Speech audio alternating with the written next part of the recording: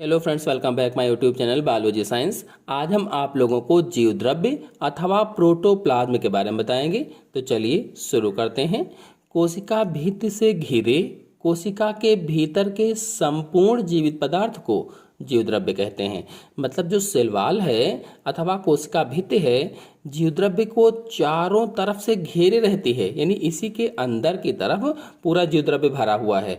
इसीलिए कोशिका भित्ति से घिरे कहा गया है। और प्रत्येक कोशिका में इसी सजीव पदार्थ को अथवा इसी जीवित पदार्थ को जीव द्रव्य या प्रोटोप्लाज्म कहा जाता है। इस तरह से जीव द्रव्य की दूसरी परिभाषा हम लिख सकते हैं कि सभी कोशिकाओं अथवा सेल्स में पाए जाने वाले सजीव कोलाइडी पदार्थ को जीव द्रव्य अथवा प्रोटोप्लाज्म कहा जाता है। इस परिभाषा को हम बता सकते हैं। जीव द्रव्य जीवन का आधार है, आधार अथवा हम कह सकते हैं कि जीव द्रव्य जीवन का सार है। क्यों जीवन का आधार कहा गया है? क्योंकि जीव द्रव्य या प्रोटोप्लाज्म कोशिका के सभी जैविक लक्षणों को दिखाता है, सभी जैविक लक्षणों को प्रदर्शित करता है। इसीलिए यह जीवन का आधार है अथवा सार है। वैज्ञानिक हक्सले ने जीव द्रव्य को जीवन का भौतिक आधार बताया है। हक्सले जो थे उन्होंने जीव द्रव्य को जीवन का भौतिक आधार बताया है। मतलब हक्सले के शब्दों में जीव द्रव्य जीवन का भौतिक आधार है, ये मतलब था उनका। फिजिकल बेसिस ऑफ लाइफ है प्रोटोप्लाज्म।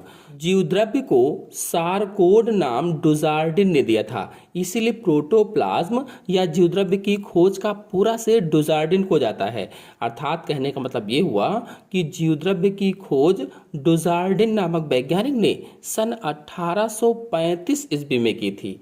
लेकिन इन्होंने इसे सारकोड कहा था, सारकोड। इसके बाद सन 1840 में पुरकिंजे ने इसे प्रोटोप्लाज्म कहा था। पुरकिंजे ने क्या कहा? प्रोटोप्लाज्म है अथवा जीव द्रव्य नाम पुरकिंजे ने दिया था। यानी पुरकिंजे ने सबसे पहले इसे प्रोटोप्लाज्म अथवा जीव द्रव्य कहा था। और ह्यूगो वान माल जो वैज्ञानिक थे, इन्होंने क्या किया कि 1886 ईस्वी में पादप कोशिका में जीव द्रव्य का वर्णन किया, विस्तार से उसका बताया कि क्या है, कैसे क्या होता है, और उसके महत्व को भी इन्होंने बताया था। मतलब इन्होंने प्रोटोप्लाज्म अथवा जीव द्रव्य को कोशिका में क्या इंपॉर्टेंस होती है, कोशिका में उसकी जीव द्रव्य की, ये सारा को डिटेल बताया था। और जो मैक्स सुल्ज ने सन 1861 ईस्वी में जीव द्रव्यवाद प्रस्तुत किया था, जीव द्रव्यवाद। चलिए अब जीव द्रव्य के गुणों को जान लेते हैं, अर्थात प्रॉपर्टीज ऑफ प्रोटोप्लाज्म के बारे में समझ लेते हैं। तो पहला पॉइंट है जीव द्रव्य लसलसा, अर्ध तरल, रंगहीन और जेली सदृश पदार्थ है। मतलब ये कि जो प्रोटोप्लाज्म है अथवा जीव द्रव्य है, ये चिपचिपा सा होता है और इसमें कोई रंग नहीं होता है, बिना रंग वाला होता है, इसलिए रंगहीन कहा गया है। जैसे जेली होती है बिल्कुल उसी के जैसा पदार्थ होता है। दूसरा है यह जल की अपेक्षा अधिक भारी होता है, मतलब जल से ज़्यादा भारी होता है और जल में अघुलनशील होता है, यानी जल में घुलता नहीं है। फिर नेक्स्ट है जल कार्बनिक और अकार्बनिक पदार्थों से मिलकर बना होता है। ये कौन कौन सी चीज़ों से मिलकर बना है? जल होता है, कार्बनिक पदार्थ होते हैं और अकार्बनिक पदार्थ होते हैं, सबसे मिलकर बना होता है। कहने का मतलब ये हुआ जो कार्बनिक पदार्थ हैं इसमें प्रोटीन, कार्बोहाइड्रेट, वसा, न्यूक्लिक अम्ल, विटामिन, हार्मोन्स आदि ये सभी आ जाते हैं। इनको क्या कहा जाता है? कार्बनिक पदार्थ कहा जाता है।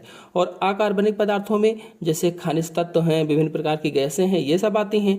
तो इन सब चीज़ों से मिलकर बना होता है, यानी आयनों के रूप में होता है या अणु के रूप में जीव द्रव्य पाया जाता है। फिर अगला है इसमें उपस्थित प्रोटीन के कारण ये दानेदार, कणिका युक्त, तंतुमय या जालिकामय दिखाई देता है, जिससे ये लचीला हो जाता है। यानी इसी के कारण ये क्या होता है? लचीला सा हो जाता है। चलिए जीव द्रव्य की गतियों के बारे में जान लेते हैं, यानी मोमेंट के बारे में समझ लेते हैं। तो जीव द्रव्य में कई तरह की गतियां अथवा मोमेंट पाई जाती हैं। पहली है घूर्णन गति अथवा रोटेशन कहा जाता है। जब कोशिका में जो जीव द्रव्य होता है एक ही रसधानी अथवा एक ही रिक्तिका के चारों ओर एक ही दिशा में गति करता है। एक रसदानी है और उसमें एक ही दिशा में गति करे तो उसे रोटेशन अथवा घूर्णन कहा जाता है। जैसे किसमें होता है, अगर कभी परीक्षा में पूछ लिया जाए तो वेलिसनेरिया में होता है, हाइड्रला में होता है। इसमें क्या होता है कि जो घूर्णन करता है एक ही रसदानी के चारों तरफ एक दिशा में गति करता रहता है। क्या? प्रोटोप्लाज्म अथवा जीवद्रव्य, तो उसे घूर्णन गति कहा जाता है।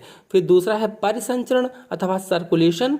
तो जब कोशिका में एक से अधिक रसधानियां पाई जाती हैं और उन रसधानियों के चारों तरफ विभिन्न दिशाओं में ये गति करता है तो उसे ही क्या कहा जाता है? परिसंचरण कहा जाता है या सर्कुलेशन गति कही जाती है।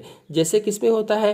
ट्रेडेस्केंसिया में होता है। ट्रेडेस्केंसिया में ये पाया जाता है परिसंचरण, यानी कई सारी राजधानियां होती हैं और उनके चारों तरफ विभिन्न दिशाओं में गति करता रहता है। आपको बता दें कि कोशिका के अंदर इन दोनों तरह की गतियों को साइक्लोसिस कहा जाता है, यानी जो घूर्णन गति है अथवा जो रोटेशन है, जो परिसंचरण अथवा सर्कुलेशन है, इन दोनों गतियों को क्या कहा जाता है? साइक्लोसिस कहा जाता है। कभी पूछ लिया जाए साइक्लोसिस क्या है, तो जीवद्रव्य की जो गतियां होती हैं, घूर्णन गति और परिसंचरण गति, इन दोनों को मिलाकर साइक्लोसिस कहते हैं। फिर अगला है पश्चमाभिगति अथवा सिलरी मूवमेंट। तो ये किसमें होता है? जैसे क्लेमाइडोमोनास है, मास है, फर्न है, इनमें क्या होता है? पश्चमाभिगति होती है। यह सिलरी मूवमेंट होता है, जैसे सीलिया गति करते हैं बिल्कुल उसी तरह से गति करते हैं। फिर अगला है अमीबी गति, जैसे अमीबा गति करता है, चलता है। तो किसमें होता है? ल्यूकोसाइट्स में है, स्लाइम मोल्ड में है, स्पाइरोगायरा में है। इसमें अमीबा की तरीके से जो जीवद्रव्य अथवा प्रोटोप्लाज्म होता है वो गति करता है। चलिए अब जीवद्रव्य की प्रकृति को समझ लेते हैं, अर्थात नेचर ऑफ प्रोटोप्लाज्म के बारे में जान लेते हैं। तो जीवद्रव्य के भौतिक रूप एवं संरचना के संबंध में, जो भौतिक रूप है, फिजिकल अपीयरेंस होता है, और संरचना यानी जो स्ट्रक्चर होता है, इसके संबंध में वैज्ञानिकों ने विभिन्न वाद प्रस्तुत किए हैं। जिनमें से कुछ हैं, जैसे कौन से हैं? रवेदारवाद या ग्रेनुलर थ्योरी जो होती है, पहला वाला जो ऑप्शन मैंने दिखाया है रवेदार वाला है ये चित्र, और दूसरी है कूपिकावाद, कूपिकाओं के जैसे दिखाई देता है, जैसे मैंने दूसरा वाला चित्र दिखाया हुआ है। ये कूपिकावाद में इस तरह से जो जीवद्रव्य होता है उसकी प्रकृति होती है। और तीसरा है तंतुकीवाद, तंतुकीवाद में ये जो तीसरा वाला मैंने चित्र दिखाया हुआ है इस तरह से उसमें जो जीवद्रव्य होता है। और फिर चौथा है जालिकावाद, रेटिकुलर थ्योरी, जाली के जैसे जो होता है जीवद्रव्य वो बन जाता है, तो ये जालिकावाद हो गया है। तो चार तरीके की प्रकृति हुई, रवेदारवाद, कूपिकावाद, तंतुकीवाद और जालिकावाद। चलिए अब जीवद्रव्य के जैविक गुणों को जान लेते हैं। यानी जीवद्रव्य कार्बनिक व अकार्बनिक यौगिकों का मिश्रण है, लेकिन फिर भी इसकी अपनी विशेषताएं होती हैं, और इन्हीं विशेषताओं को क्या कहा जाता है? जीवद्रव्य के जैविक गुण कहा जाता है। जैसे कौन सी? गति है या चालन यानी मूवमेंट और लोकोमोशन होता है। फिर पोषण यानी न्यूट्रिशन, उपापचय यानी मेटाबॉलिज्म होता है, श्वसन यानी रेस्पायरेशन, उत्सर्जन यानी एक्सक्रीशन, और सचेतना या उत्तेजनशीलता आप कह सकते हैं, वृद्धि कह सकते हैं, तथा जनन आदि जीवद्रव्य के जैविक लक्षण होते हैं। यानी ये सभी क्या हैं? ये जैविक लक्षण हैं, किसके? प्रोटोप्लाज्म के अथवा जीवद्रव्य के।